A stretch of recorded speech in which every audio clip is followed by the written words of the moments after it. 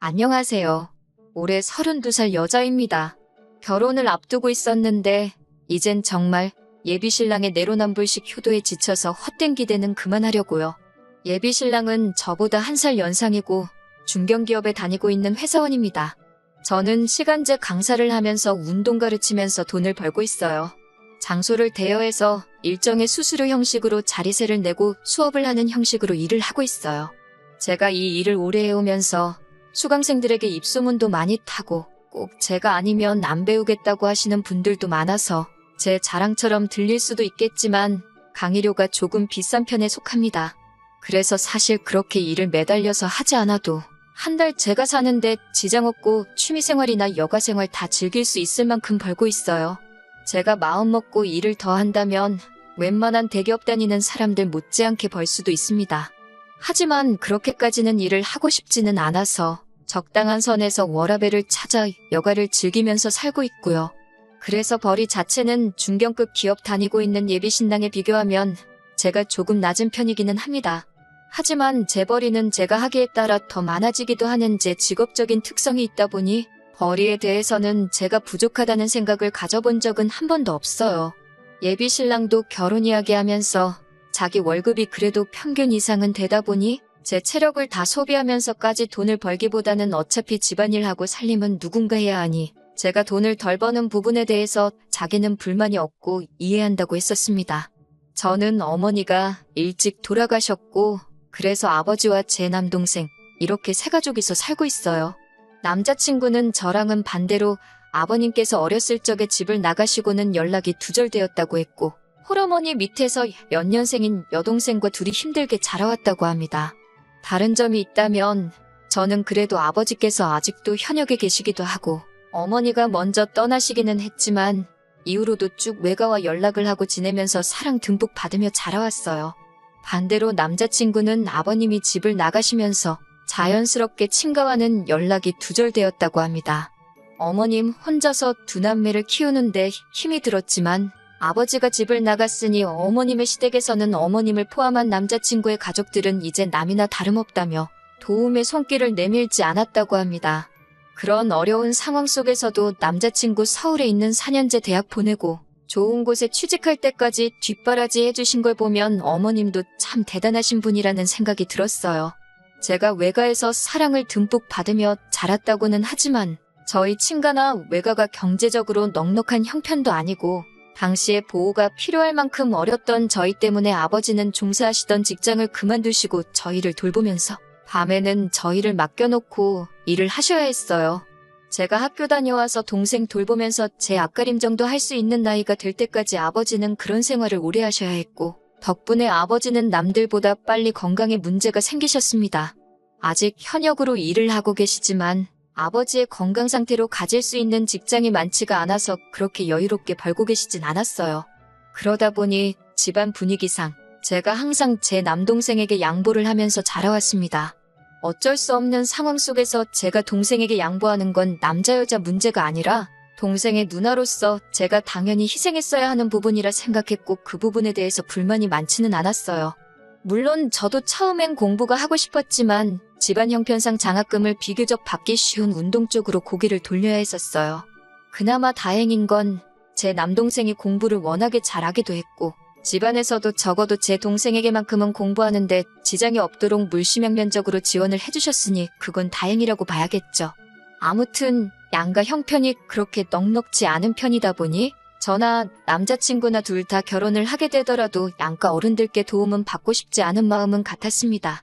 결혼 이야기 나오면서 가장 크게 고민해야 했던 신혼집 또한 둘이 모아놓은 돈을 합치고 대출을 껴서 형편 닿는 한 가장 적당한 집으로 구해서 시작하기로 했습니다. 남들처럼 신축 아파트 들어가는 건 당연히 꿈도 꾸지 못했고 그냥 어디 적당한 아파트에 전세로 들어가기만 해도 감지덕지라고 생각했습니다. 거기에 사실 저나 예비신랑 두 사람 다 월급을 받고 나서 저는 저희 아버지에게 예비신랑은 자기 어머니에게 생활비와 용돈을 포함해서 돈을 어느 정도씩 드리고 있던 상황이었습니다. 금액에 있어서는 남자친구가 조금 더 많았지만 큰 차이가 있지는 않았어요. 첫 월급을 받았을 때부터 드리던 걸 결혼했다고 그만 드릴 생각도 없었고 어느 한쪽만 들을 생각도 없었으니 이 부분에 대해선 자동적으로 남자친구와 합의가 된 상황이라고 봐도 무방한 부분이었지요. 심지어 요즘 경기 침체로 인해서 금리가 엄청나게 올라 있는 상황인데 집값까지 내린다 어쩐다 하는 말이 있는 마당에 비싼 이자를 내면서까지 자가로 집을 구하는 게 맞는 건가 하는 생각이 들었습니다. 무엇보다 금리 때문에 이자가 오른 부분이 가장 타격이 컸어요. 돈을 이중 삼중으로 내게 생겼으니 걱정이 이만저만이 아니었지요. 그런데 하늘이 도왔다고 해야 하나요? 제 외삼촌이 다니던 회사에서 해외 파견 근무를 지원하시게 되면서 온 가족이 같이 따라가기로 하셨습니다. 그래서 덕분에 외삼촌이 살던 집이 빈집이 되게 되었고 원래는 그동안 세를 놓을까 싶었는데 외삼촌이 항상 제가 어려울 때 도움을 크게 주지 못했던 게 마음에 걸렸다고 하시면서 이참에 못해준 거 해준다는 느낌으로 외삼촌이 돌아올 때까지 그 집에서 지낼 수 있게 배려해 주셨어요. 저희가 딱히 더 내야 할 건 관리비 말고는 아무것도 없었고요. 결혼 준비를 하면서 가장 큰 골칫거리였던 주거 문제가 해결되니 10년 묶은 체증이 싹 사라지는 느낌이었습니다. 예비 신랑도 제 덕분에 한숨 돌렸다는 식으로 너무 좋아했어요. 이젠 더 이상 어려운 일도 없으니 결혼 준비가 일사천리로 진행될 거라 믿어 의심치 않았습니다. 예비 신랑이 그 말을 꺼내기 전까지는 말이죠. 여태까지 말씀드린 것만 봐도 아시겠지만 양쪽 다 홀아버지, 홀어머니인 부분도 서로 충분히 이해하고 있는 상황이고 저희가 없는 형편의 결혼을 할지라도 양쪽 어른들께 하던 건 그대로 하는데 아무런 문제가 없었던 사람이거든요. 그런데 예비 신랑이 뜬금없이 제가 아버지한테 돈을 드리고 있다는 걸 가지고 딴지를 걸어왔습니다. 난데없이 저에게 이제 장인어른께 돈 드리는 건 그만하는 게 좋지 않겠냐는 말을 하는데 그때까지만 해도 그 말이 기분이 나쁘게 들렸다기보다는 놀라움이 더 앞섰어요. 왜냐하면 예비 신랑도 어머님께 돈을 드리고 있었고 저는 당연히 각자 부모님께 돈을 드리고 있는 상황에 그런 말을 꺼낸 예비 신랑의 참뜻이 다른 게 아니고 이제 우리가 결혼을 하니 부모님께 드리고 있던 지원을 끊어내자고 하는 말인 줄로만 알았거든요. 저의 반응에 예비 신랑은 자기 뜻은 그런 게 아니라 말 그대로 장인어른, 즉 저희 아버지에게 드리는 돈은 그만 드리는 게 어떻겠냐고 하는 거예요. 난데없이 그게 무슨 소리냐고 물어보니 저희 아버지는 아직 현역으로 일도 하시고 계신데 굳이 월급도 얼마 안 되는 제가 돈까지 드릴 필요가 있냐고 하는 겁니다. 당장 저희 외삼촌 때문에 집값으로 돈 나갈 일이 없어진 건 좋은 일이지만 반대로 생각하면 외삼촌이 다시 한국에 돌아온다면 그 집을 비워줘야 하는 건데 하루빨리 돈을 모을 생각을 하는 게 더 좋지 않겠냐고 하는 거예요. 그러려면 예비 신랑의 말은 저희 아버지께 지원하고 있던 돈을 끊어내야 한다고 하는 소리였고요. 솔직히 예비 신랑의 말이 전부 다 틀린 건 아니지만 반은 맞고 반은 틀린 소리였습니다. 외삼촌이 돌아오시면 집을 새로 구해야 되는 사실은 맞는 소리이기도 하고 저도 뼈가 저리도록 인지하고 있는 부분이기는 하지만 그렇다고 해서 제가 저희 아버지에게 하고 있던 효도를 그만하라고 강제할 수 없는 소리이기도 하지요. 남자친구가 제게 그런 말을 할 수 있는 전제 조건은 딱 하나밖에 없다는 말인 거예요. 제가 제 아버지에게 생활비를 드리고 있는 게 싫으면 예비 신랑 본인도 자기 어머니에게 드리고 있는 생활비를 끊어내기로 하고 그 후에 저한테도 같은 제안을 해야 한다는 말인 거죠. 그래서 저는 아버지께 드리는 돈은 힘든 와중에도 건강 잃어가며 나를 키워주신 은혜를 갚는 돈이기 때문에 당신이 당신 어머니께 드리는 돈을 중단하고 나에게 똑같은 걸 요구하는 조건이 아닌 이상은 그렇게 할 생각이 없다고 저의 생각을 정확하게 전달해줬습니다. 예비 신랑은 저희 거절에 그래도 장인어른이 계속 일도 하고 계시고 저희 집에는 처남도 있지 않느냐 하고 따져묻기 시작하더군요. 제 남동생은 이제 막 학업이 끝난 상태이고 아직 취직 준비하고 있는데 취직이 되지도 않은 제 동생이 아버지를 부양하면 되는 거 아니냐고 말하고 있으니 어이가 없었습니다. 그래서 저도 당신도 동생이 있지 않냐고 물었어요. 저희 집과는 반대로 남자친구 집에서는 동생인 예비신우가 양보를 해서 남자친구가 대학 공부를 할 수 있었습니다. 덕분에 예비신우는 20살이 돼서부터 미용 쪽 일을 시작했고 그러다 보니 모아놓은 돈도 상당하고 벌이도 나쁘지 않은 편이었거든요. 그런데 남편은 어머니와 장인어른의 입장이 다르다는 의견을 바꿀 생각도 없어 보였고 오히려 예비신우와 제 남동생의 상황을 비교하면서 자기 동생은 앞으로 시집을 가야 하니 어머니의 경제적인 부양은 자기가 계속 할 수 있지만 저희 집에서는 여자인 제가 시집을 오는 거니 제가 아버지를 더 챙길 필요 없이 이제는 제 동생이 아버지를 부양하면 되는 거라고 우기기 시작하는 겁니다. 언뜻 들으면 맞는 말 같기도 하지만 생각해보세요. 이제 막 사회생활 시작도 안 한 제 동생이 모아놓은 돈 한 푼 없이 홀아버지 부양까지 하고 있다면 제 동생은 결혼을 어떻게 하겠나요? 자기 동생은 시집 가야 되니 그렇게는 못한다고 하면서 제 동생은 남자니까 어떻게든 하라고 하는 말이 무책임해 보였습니다. 그래서 저는 절대 눈에 흙이 들어가도 당신이 원하는 대로는 할 수 없을 거라고 다시 한번 강조했습니다. 저는 단 하나, 당신도 어머님에 대한 지원을 그만둔다면 그때 가서 나도 똑같이 아버지에 대한 지원을 끊겠다고 이 결정은 바꾸지 않을 거라고 엄포를 놓았어요. 그러니 예비 신랑은 끝까지 저한테 쓸데없는 데서 고집을 부린다면서 세상 천지의 모든 사람들한테 물어보라고 말하며 자기가 하는 말이 정답이고 제 말은 억지라고 하는 겁니다. 그래서 그날은 원래 데이트를 하기로 한 날인데도 불구하고 더는 기분이 나빠같이 있을 수가 없어서 집으로 그냥 돌아왔네요. 제 기분을 풀어주려는 건지 마저 설득시키려는 건지 예비 신랑에게서 전화가 쉴 새 없이 걸려왔지만 저는 하나도 받지 않았습니다. 그렇게 전화기가 10번 정도 연속으로 울리고 나니 그 뒤로부터는 전화가 없더라고요. 그 다음 날도 그 다다음 날도 예비 신랑이 걸어온 전화는 전부 다 무시해버렸습니다. 제가 연락이 두절이 되니 오죽 답답했는지 어떻게 제 시간표를 알고 온 건지 마냥 죽치고 기다렸는지 모르겠는데 제가 일하는 체육관 앞에서 저를 기다리고 있더라고요. 적어도 1시간은 밖에서 기다렸을 텐데 기다린 성의를 봐서도 예비 신랑이 무슨 말이 저에게 그렇게 하고 싶어서 저러는지 드러나 보자 싶었습니다. 다만 저는 수업이 있어서 출근을 했던 거였기 때문에 예비 신랑한테 근처 카페에라도 가서 1시간을 더 기다리라고 말해야만 했어요. 수업이 끝나고 카페에 가니 예비 신랑이 저를 기다렸다는 듯이 자리에서 일어나 저를 부르고 있더라고요. 맞은편 자리에 앉았는데 예비 신랑은 제가 자리에 앉기도 전에 저랑 나누었던 대화를 가지고 자기도 충분히 많은 생각을 했다고 하면서 자기 이야기를 들어보라고 하며 계획이랍시고 주절주절 떠들기 시작하는데 자기 엄마는 용돈을 계속 줄 테니 너네 아버지한테 주던 돈은 그만 주라고 하는 말보다 더 어이없는 말을 꺼냈습니다. 예비 신랑이 해결책이라고 꺼낸 이야기는 아예 홀시어머니를 모시고 같이 살자고 하는 겁니다. 제가 테이블 안쪽에 정리되어 있던 의자를 빼느라고 잘못 들었나 싶어서 제가 들은 게 맞냐고 물어봤더니 예비 신랑은 다시 한번 강조하듯이 학가를 하자고 자기 어머니 모시고 셋이서 알콩달콩같이 살자는 겁니다. 제정신으로 하는 소리인가 싶었는데 진심이었어요. 학가를 하게 되면 모든 게 완벽하게 돌아간다는 겁니다. 말인즉슨 어머님이 우리와 같이 살게 되면서 집안일이나 살림을 어느 정도 도와주실 테니 그만큼 저희 집안일 부담이 줄어드는 것이고 집안일에 쏟아야 하는 시간이 줄어든 만큼 제가 수업 몇 개를 더 잡아서 일을 더 할 수 있다는 겁니다. 제가 일을 더 하면 달에 버는 돈이 지금보다 훨씬 늘어나기 마련이고 그러면 저는 그 늘어난 벌이로 아버지에게 경제적 지원을 해주면 되는 거 아니겠냐 하는 겁니다. 그리고 어머니가 제가 해야 할 집안일을 도와주는 거나 마찬가지니 제가 어머님에게 집안일 해주는 월급 마냥 제가 벌어온 돈으로 어머님께 돈을 더 드리면 되는 거 아니겠냐고요. 매번 말은 그럴싸하게 하는 것 같지만 내로남불 자기만 효도하려고 하는 개수작을 넘어서 이번에는 아예 저한테 대리효도를 강요하고 있는 모습에 어이가 없어서 말도 제대로 안 나오더라고요. 나지막히 그럴 거면 아예 신우도 데리고 살지 그러냐고 비아냥대듯이 이야기했습니다.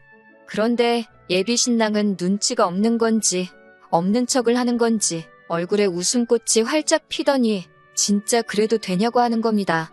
그러면서 저희 외삼촌집이 방이 3개이니 안방은 어머님들이고 제일 작은 방은 자기 여동생이 쓰게 하면 되겠다 하는 거예요. 정말 남자친구 하는 꼬라지가 점이 가경이었습니다.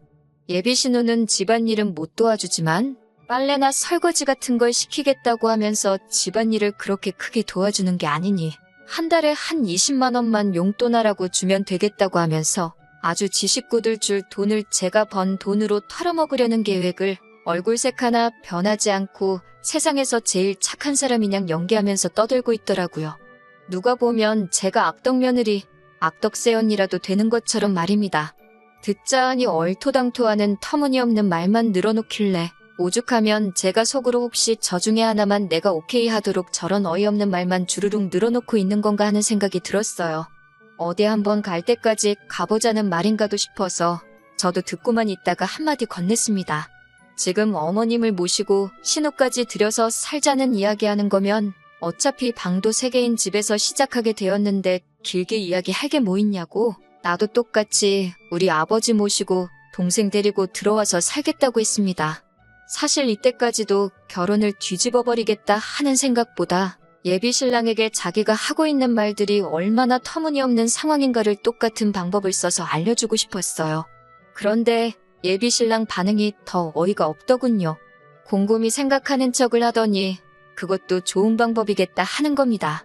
장인어른이 어쨌든 많지는 않지만 돈을 벌고 계시니 그 돈으로 우리 가족들, 그러니까 예비 시모와 신우 생활비를 하면 딱 좋겠다고요.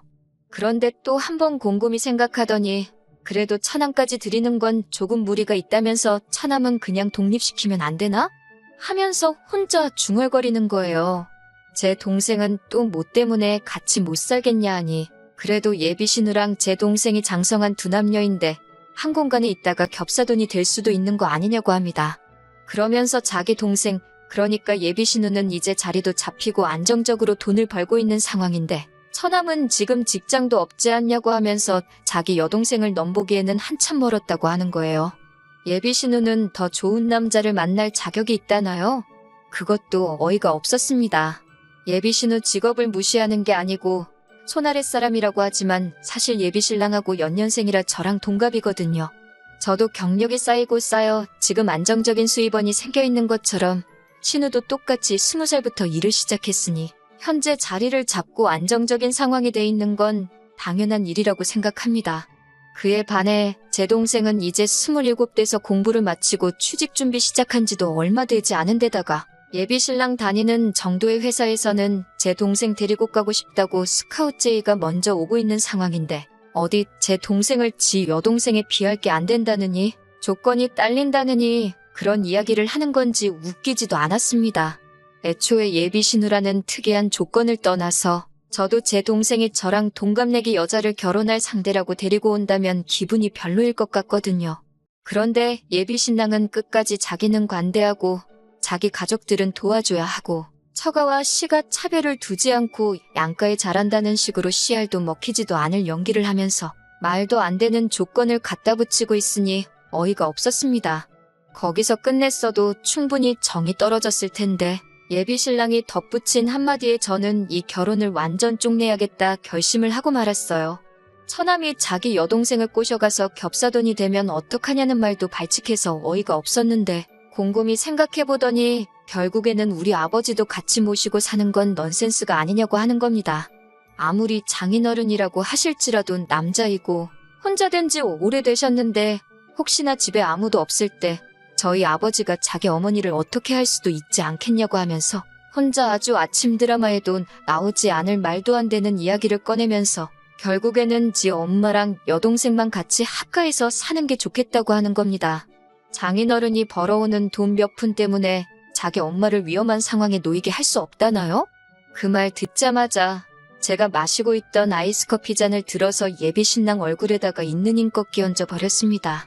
그동안 함께 해온 것도 있고 애초에 결혼까지 생각했던 사이다 보니 웬만해선 적당히 서로 양보하고 타협해서 좋게 좋게 넘어가려고 했는데 이건 뭐 나는 내 가족 챙겨야 되지만 너는 너네 가족 챙기는 거 아까워서 못 보겠다고 하는 심보로 다 안 된다고 나서는데 양보하고 타협할 게 뭐가 있나 싶었어요. 예비 신랑은 얼굴에 커피를 뒤집어 쓰고 얼이 빠져서 자기가 홀랑 젖어있는 꼴을 보고 얼어붙어 있었습니다. 주변 사람들도 시선이 저희 쪽으로 집중이 되기 시작했고 거기서 저도 나쁘끄러워서 더 있을 수가 없어서 내가 오늘 마신 게 아이스커피라서 천만다행인 줄 알라고 뜨거운 커피였어도 얼굴에다 냅다 뿌렸을 거라고 말하고 자리를 나왔어요. 카페 밖을 나서는 저를 감히 쫓아오지도 못하더라고요. 아마 시원한 커피 맞고 정신이 확 들었나 봅니다. 하지만 제가 그렇게 커피를 끼얹은 건 정신 차리고 반성하라는 뜻이 아니고 완전히 헤어지자고 하는 말이었어요. 예상한 대로 남자친구는 몇 시간도 지나지 않아서 자기가 잘못 생각했다고 하면서 저보고 한 번만 기회를 더 달라고 하더라고요. 하지만 끝까지 어머님 모시고 사는 게 전제 조건이고 제가 결혼 후에도 아버지께 용돈을 드리는 걸 허락해준다 만다 하는 이야기를 하고 있었어요. 내가 번 돈 내가 쓰는데 그걸 왜 너한테 허락을 받아야 되는 거냐고 쏘아붙이고 그냥 나 말고 다른 사람 만나서 입맛에 맞게 허락을 해주든 말든 하라고 했습니다. 기어이 집 앞까지 찾아와서 제 다리를 붙잡고 빌었는데 자초지종을 들은 제 남동생하고 아버지가 밖까지 쫓아나와서 한 번만 더 집 근처나 제 근처에서 얼씬대면 말로는 안 끝날 거라고 강하게 나오니 예비 신랑은 잔뜩 겁을 먹고서는 정말 제 근처에 얼씬도 안 하더라고요. 그래서 덕분에 안전이별했습니다. 아버지는 제가 결혼을 눈앞에 두고 당신 용돈 드리는 것 때문에 제가 파혼하게 된 거 아니냐며 책임감을 느끼셨는데 전혀 그렇지 않다고 했어요. 제 발로 고생길 10번 했는데 극적으로 유턴하고 나와서 천만다행인 거라고.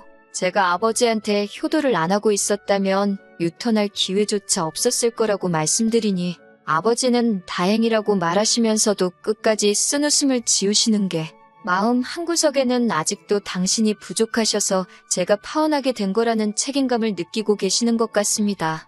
편의상 예비신랑이라고 적기는 했지만 그 자식 솔직히 앞으로도 하는 일마다 다 안 풀렸으면 좋겠고 어디 새로운 사람을 만나더라도 자기 어머니랑 여동생 놓지 못해서 만나는 족족 안 좋게 끝나버리면 좋겠습니다.